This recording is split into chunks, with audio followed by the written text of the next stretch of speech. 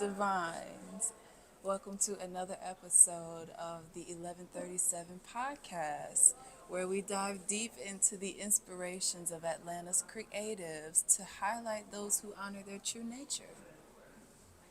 The number 1137 embodies spiritual growth, balance, and the calling of your higher purpose.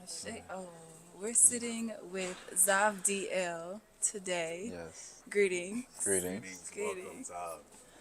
Zav is a multifaceted creative. Along my experience of getting to know Zav, more than five things I can actually think of that he gets into. But right now, he's focused his intention and his energy on music and jewelry design. In fact, he's wearing one of his pieces today, so he looks absolutely phenomenal. Thank you. You're welcome. Thank Bro, you. that's amazing. That's bomb. Can we just start off with that piece right there? Like, what Yeah, is let's that? go ahead. So, Zav, please share with us your piece, what it's about. So I lovingly call this necklace or this adornment, as I like to say, the celestial heart, and the pendant is actually a stalactite, which is a crystal formation that hangs from the roof of a cave. Yes. And it's a slab, it's a cross cut of that in a druzy form in a celestial quartz. And celestial quartz helps to emanate just your highest vibration in connection to the earth and just celestially helping to guide you or place you in the places that you're needed the most. Wow. And the other stones on the necklace are malachite. In Hebrew, the word Malachi is king. So it's a stone of kings, and it helps to embolden leadership that's heart-led and heart-centered. So yeah, it's just really a piece that I felt was really fitting for my journey inward into self-love and servant leadership, so that I could just be where I needed to be and for who I needed to be in the way that only I could for them, Yeah. So You can kind of show up and express your fullest self, like as it's called in the present moment and all that. absolutely, That's cool. absolutely. So you just said that that crystal helps you to do all those things, and also malachite, the king of stones. So the crystal actually has like an effect on your life. Very much so. My fascination with crystals really came from more of a biblical background, and oddly enough, a lot of biblical Bible Belt, thinkers and feelers are like anti-crystal Yes. because they feel like it's something that is, Pagan or yeah, Divination. yeah. However, it just really hit me to the core to realize that the priesthood of Israel was commissioned by the Creator, by Yah, the Holy One of Israel, to consecrate a breastplate full of stones, and to have each tribe of Israel represented on the breastplate with a different stone with their name inscribed. Nice. So to hear and to see that always puzzled me because of, this interlocking connection to the mineral kingdom with, a tribe or with a consummation of a royal priesthood. wow. And so, that was always kind of like the framework of my seeking to understand the interrelationship of crystals to the energy within our bodies. Yeah, the human consciousness and even the path that you set out in the process. That's amazing. And upon some research for a book that I'm writing, I've also, discovered that, we have crystals inside of our bodies. There are liquid crystals inside of our ears that help us to calibrate our balance. There's, the silica and calcium in our bones are also minerals, which are crystalline in structure. So our bones are really crystals. What? The If you think about silica in the bones are made of silica. They're made of crystals, literally. calcium Calcium. and silica are both crystals, and silica is probably the most prolific crystal on the surface of the earth. Yeah. So, if you think of every mineral, and even from a Hebraic perspective, looking at, the origin story in Genesis, right? It's mistranslated that we're created from the dust of the earth. That's a misrepresentation in the English translation, but the word dust implies insignificance and the remains of like the insignificant remains. But it's in Hebrew, it's the word afar, which is minerals. So, it's affirming that the creation of the human species was from the minerals of the earth, Right. which is correlating with crystals very closely. Wow, that's crazy. So, Also, like when they said salt. Salt is a crystal. Yeah. Don't and they? Salt to the that earth. comes out of our skin. Yeah. So what does that mean about our whole? We Salt are. comes out of our skin. Come on, Zahv. So we are very much a crystalline beings. Beautiful. So crystals are our inner working to an extent, at a very small level or molecular level, but they're very much something that can enhance our Yes. cognition, our electromagnetism, and also our electroconductivity, and what happens when we're firing electronically, or no, electromagnetically at a higher level. We have greater mental clarity. Our intuition is stronger. Our telepathy, can be a possibility. If we're two and more firing at that high vibration, the Most High said to be there also when we're gathered in His name. So it's all about consecration as well as, intentionality. Exactly. I have a challenge for you all, for Story and for Zahv. Okay. How else do you feel crystals can be used to either improve our lives or for healing? Like what? How can they be used like for health and wellness? That actually speaks to the question I was just about to ask you. Okay. Because I am a healer, so I look at other people to also be one in their own ways, and then how we can, place ourselves in position to offer healing to the collective. So, in my mind, as a metaphysician, which is what I am, I see you as a form of a physician, in fact, as well, because you're so learned in the subject. So, someone could come to you, describe where they are, where they're going, where they would like to go, what types of energies they want to have, within and around them. And you can literally custom piece subscribe what you feel or what you see to be in their best interest during that phase of their journey. And not only just hearing the affirmation from you about them, because that in itself is healing, but then also, carrying around the pieces that you make as one in adornment, which is further healing, but then also with that intentionality, the communication that happens between the person and the crystal. Am I making sense, It's guys? two-way, like that. It's like 3-4 way. It's like at every phase of the exercise of coming to you about where and what they need healing with, they're able to benefit from it during that moment with you, but then also when they leave. To answer your question and to segue into your question, what came to my mind is, so you have like Korean bathhouses, and they have like a sweat lodge, if you will, and it's inundated and laced with crystals, and just the energetic potency of being in a space surrounded by crystals is not only very relaxing, but it helps to detox as well. Not only detoxing the body because it's a sauna, but detoxing the mind, processing those stagnant emotions that haven't been dislodged and released. And so, having crystals on your person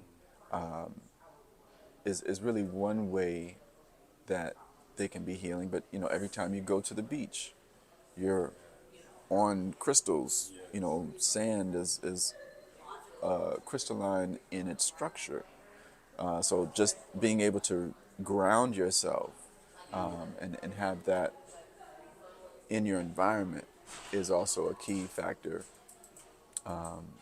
And being a crystal ourselves, there's proper ways to take care of ourselves, like charging in the sun, you know, being under a waterfall, or around certain bodies of water. These are all ways that we interface or charge our crystals, but also we feel what the crystal feels, if it had feelings, within our own emotional landscape.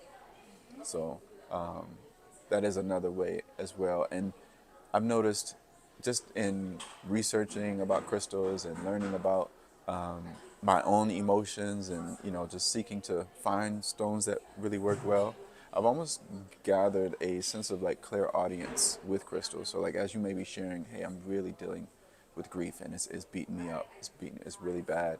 I'll have a crystal that is just like, hey, pick me. I want to help him out. And so it's like, there's this interplay of, I would say, consciousness relative to the vibration that we emit and everything around us emits. So when we can align with something that is external to us, that helps to raise our own vibration from the inside out, it is very much inclusive of it, of just our higher selves, Yes. and just the depths of our emotions So that you're talking. restore alignment. So you're referring to intentionality with in dealing with the world, and it's at its most fundamental nature to create resonance and harmony and to shift energy. Yeah, yeah, very well said. Yeah. So I'm not did sure. that answer your question? Yes. The question answer. I am intrigued by your name, however. Maybe you can tell us, actually, share what your full name is, and then maybe share anything that you have to share about that. Sure, sure. So my name is Zahv D.L. bin Israel, or Yisrael. It is Hebrew in origin, and Zahv DL means my gift from God is a divine mind. And there's a double meaning to it as well. The second meaning is, and I am a gift to my people. And bin Israel just simply means son of Israel. So Zahv DL bin Israel, a son of Israel whose gift from God is a divine mind, and he is a gift to his people. Wow, that's beautiful. It is. It's, It it's, is. it's very much a beautiful intentionality. That was a name given to me upon being absorbed into my community in Israel. And, there was facets of that was very pronounced, to that type of wiring. But it was very much a name to aspire to fulfill, So that was kind of the calling placed upon me based on my skill set and, past experiences, and, having experienced a lot of emotions, Yes. like a wide range of emotions. I really have, I would dare say, with the help of, the Most High, of course, Yes. but however, in addition, being so enhanced and enamored with crystals and the sensitivities that they offer to your own discernment. Having learned about my emotions, I can almost read someone energetically and ask the right question to help them unpack their own burden, and then even prescribe a stone that would be most suitable for them to work with in that season, that would help to uplift their vibration from where they are specifically. So it's very much a gift that is outside of just jewelry. It's more of like a best friend and a mental health practitioner at the same time, you know. At least that's how it feels, because Yeah. conversations will lead to tears, if they're open to answering the questions, and they're open to being prodded and pushed into like really accepting how they feel and what may have triggered that, and just really processing that deeply to the point where, it's something that moves them to tears, just off of the connection of the radius of our heartstrings, being in alignment. Can you speak about your connection to Israel? And also Yeah. earlier you mentioned something about royal tribes and that sort of thing. Yeah. So my connection to Israel is through a beautiful vegan community and African Hebrew Israelite tribe, if you will, of just spirits who have all different types of walks of life that have unified around the ideal relationship with the Creator through the adherence to instructions, through the acknowledgement and the celebration of holy days that allow us to consecrate ourselves and process grief communally and release and forgive and move past, but also the festive cycles of agriculture and harvesting and all of those lunar cycles that are commanded to be acknowledged, and to be consecrated, to be one and to be wed, in harmony with the will and interest of the Creator. It's a very pro-life and pro God, if for lack of a better word, reality, where we birth our own children, we grow our own food, we make our own clothes, and we make our own music, and we just offer that inspiration to the nations of the earth, and just inspire them to learn, about ways that would be edifying to them on a holistic communal standard. I love that. And relative to Royal Tribe, we've integrated into communities outside of Israel, such as South Africa, Ghana, Kenya, and even within like Zimbabwe, to be ambassadors on a global level and endear the plight of the indigenous peoples of those areas, and have been endeared as brothers and as sisters and as fellow tribesmen. So, from sovereign to spiritual sovereign and back, it's like, hey, we side with, the Creator and creation. So we seek to honor it greater and greater. And, we have a lot to learn, but we also have a lot we can share. And so it's a very much a reciprocal learning and edifying relationship, abroad. Nice. I love that. Let's talk about your music. Oh, okay. Yeah. All right. Okay, so my introduction to your music was just hearing a couple freestyles that you had like strummed up really quickly. Okay. But it's deeper than that, actually. And where you want to take your music with that same intentionality that you put into your jewelry designing is something I kind of want to open up. So, can you share about how you were born into music and where you are now and where you would like to intentionally place yourself soon? Yeah, we've had a previous, interaction discussing it before, and Yeah. I got emotional then, and I feel like I'm fighting tears a little bit now. So I'll tread lightly, right?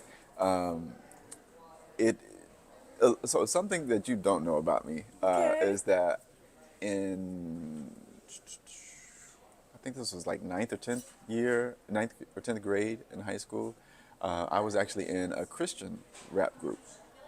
All right. So, I was like, Christ rules everything around me, cream, you know what I mean?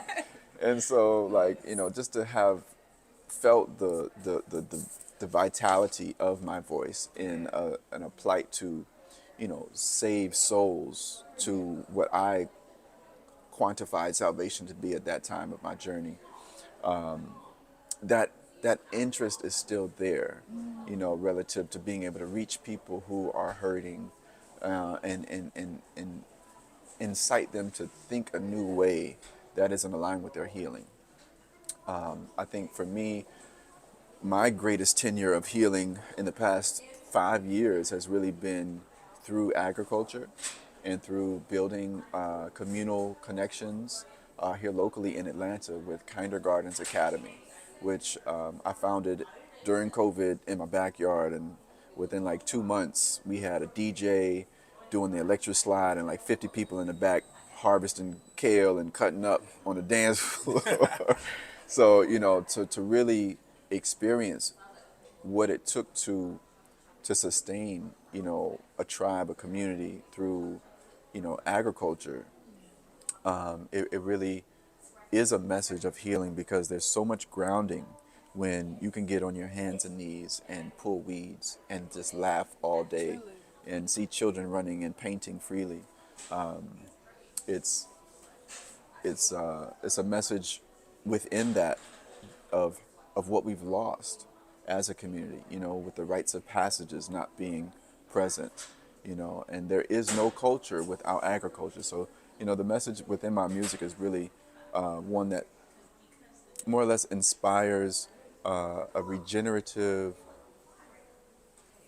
culture and a total authentic expression, an audacious expression of, our purpose, to the greater extent of humanity, which is so magical in itself because Exactly. everyone has some form of medicine that Yes, is to needed offer within the collective. community. Yeah, it's crazy. Story and I were just talking earlier today about rites of passages and the importance of community, and we were specifically speaking about like young girls having, that a lineage of mothers and aunties and grandmothers and being taught about femininity and how to be a woman, and then going through like an intentional rites of passage to be birthed into motherhood, and the same on the masculine side, with the uncles and the grandfathers and the fathers, really like teaching young men how to be men, and then formally to the community. We need communities to acknowledge, okay, these young souls are going from children into adulthood, Right, and right. they have been educated, and they have a lot to give, and now it's time for them to to move to that next level and all that. And like it seems like your community is very aware of that, the importance of not only connecting with the land and being sustainable and growing food, but connecting as community, offering your gifts and honoring the children and honoring the different generations, the elders, and all that kind of thing. You know, it's I'm as you all know, I'm creating an album, and the album is going to be called "Feed My Family Tree," Wow.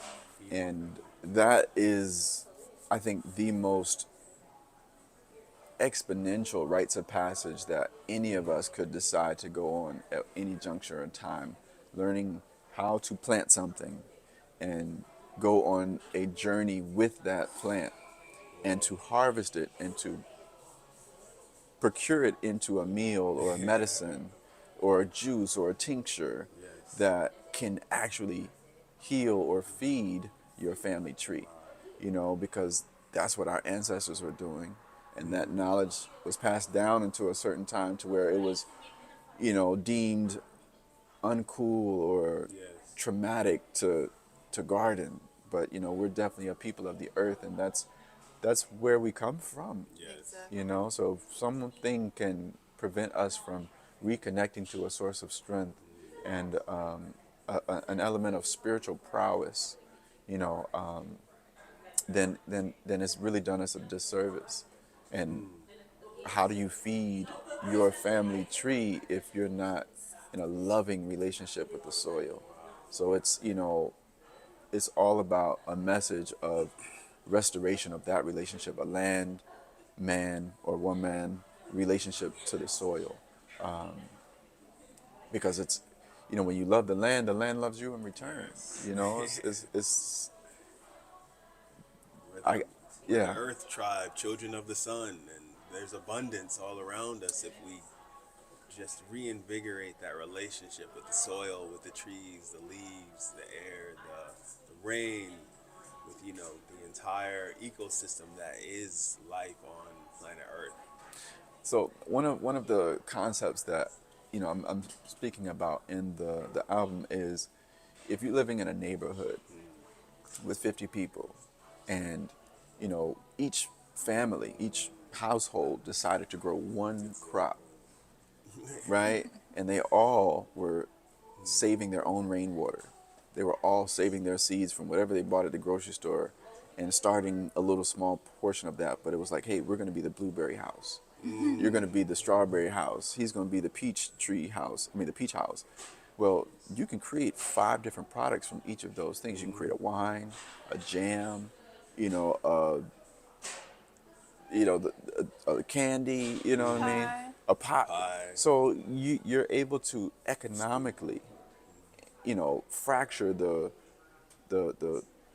food desert and or food apartheid, depending on who you're talking to, Yeah. and the poverty line. Yes. Because if we're all no longer spending money at a local corporate, Exactly.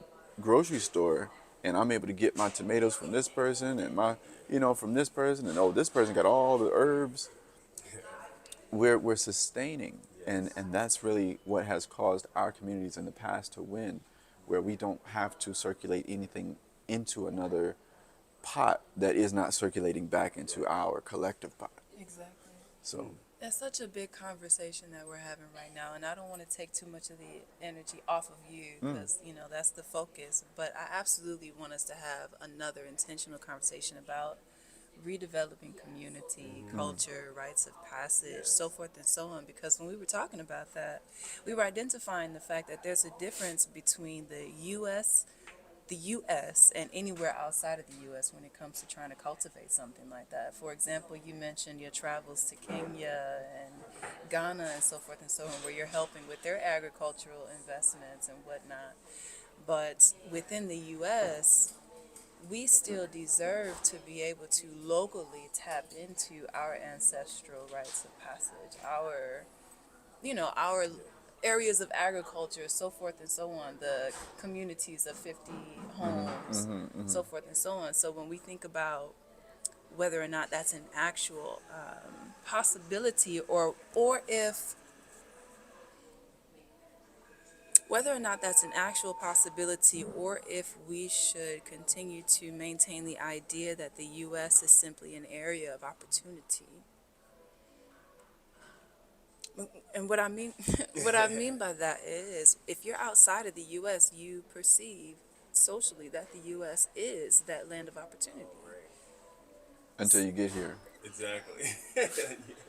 Then slowly you realize that the system is Rigged. It's absolutely rigged.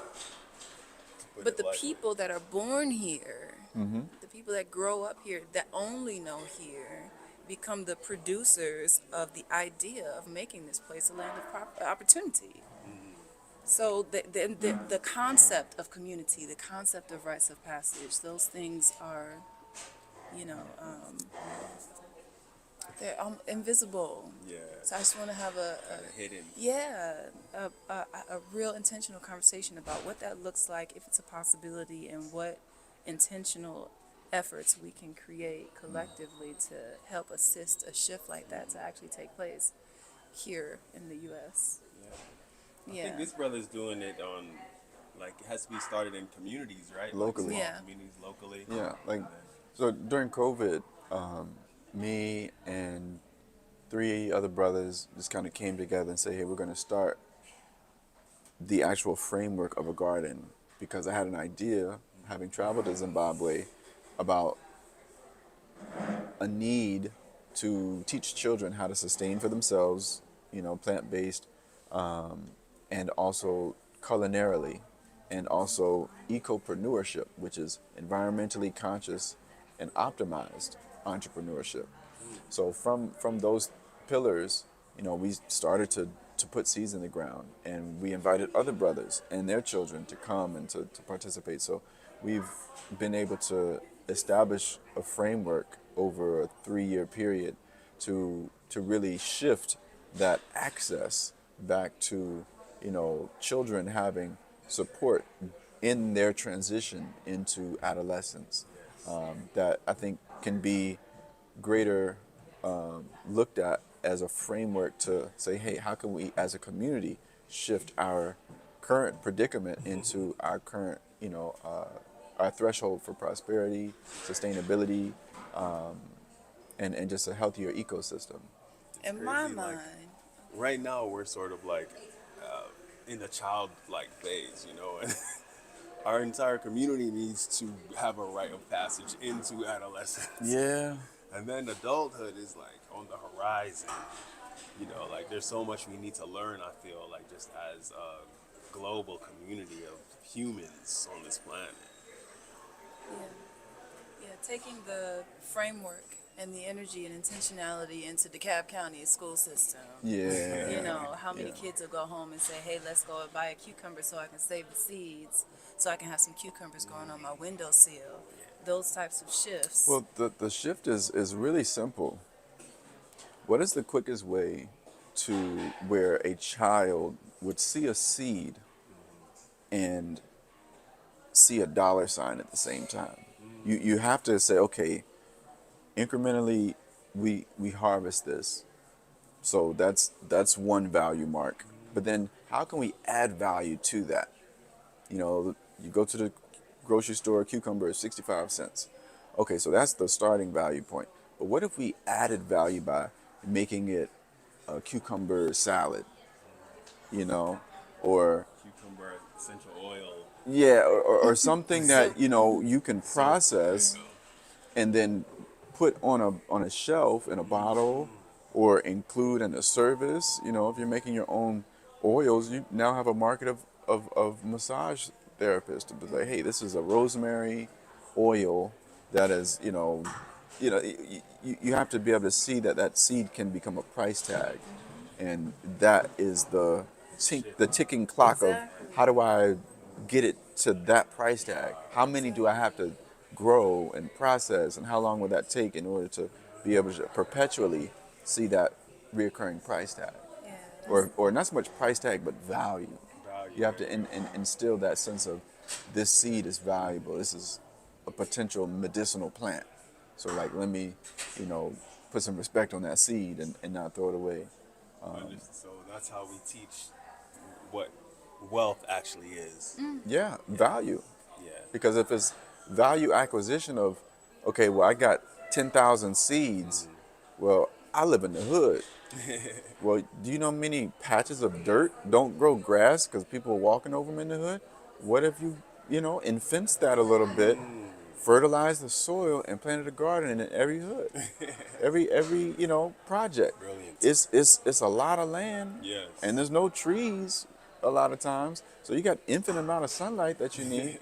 So imagine if in the projects we were projecting to grow our own medicines, and now everybody is taking Growing herbs in the mint projects. tea yeah, I and want to take it out of our imagination.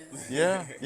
That's that intentionality I'm talking about. Yeah. Like having those conversations where not only are we collectively conceptualizing, but then we're also agreeing to put forth the necessary action, because ultimately our goal of our individual missions is to impact positively the collective. But see, it goes back to the value, right? The collective, you have to shift the perception of value to the same people that you're wanting to offer it to. So that So they can treat it as a, right, because if Understood. they just like, man, that's just dirt, yeah, then you could plant something there and they walk all through the bed because it's Yeah. just dirt. yeah. So you have to really, I think the most strategic element is starting with the children, Yes. because if once they take pride in it, the adults around them are going to want to support and rally. Hey, don't step in our child's garden. You know what I'm Yeah. saying? Like, we growing some parsley and some mint and Yeah. some lemon Billy balm. did that. You know what I'm saying? Let's Because go. we now value what our child, which is our most precious commodity, Yeah. values. Agreed. And like, they're excited, they're hopeful, they're anticipating, their imaginations are stirred and invested. That's when you have the ripe harvest for the community's upliftment. If you don't have the children involved, it's a project that's short-lived. For sure. For sure. Food security. We've been so divorced from the source of our food and the source of abundance and the source of our sustenance, which, is nature and it's all around us. And I think bridging that gap in the ways that both of you have mentioned will be really powerful in advancing our entire planet. To move from this money-based consciousness to a communal and organic and holistic, earth-based, awareness. Yeah, cycle of equal exchange with us and the planet.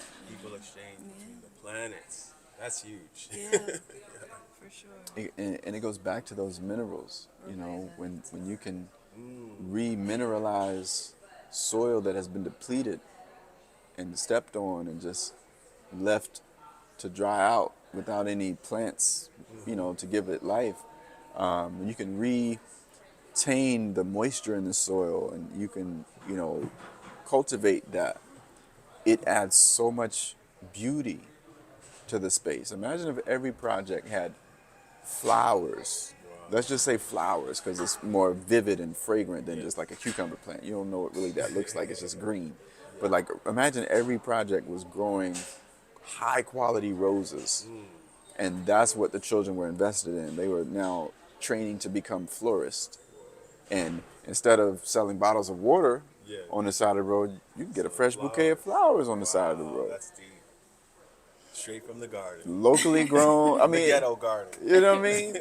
But that would not only take a sense of pride and up it, because of now it's associated to beauty. But also a sense of beauty and prosperity. Yes. Love it. I love it. Do you have any Yeah, I just want to, let's shift while we close out. Okay. All right, you are based in Atlanta. Yes. The Atlanta culture is something that we want to continue to highlight.